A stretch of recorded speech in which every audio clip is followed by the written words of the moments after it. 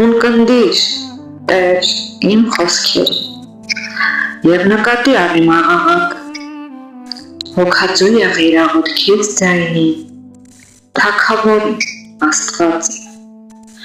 Աղաչում եմ քեզ Տեր, առավոտ վաղ լսիր ձայնս,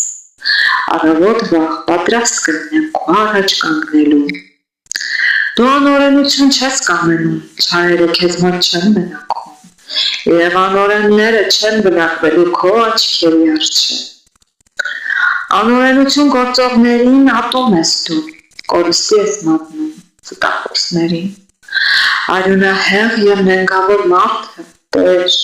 պիղծ է քեզ համար։ Բայց ես քո առաջ ողորմության շնորհիվ տունդ կմտնեմ, կերպրպագեմ քո երկյուղով,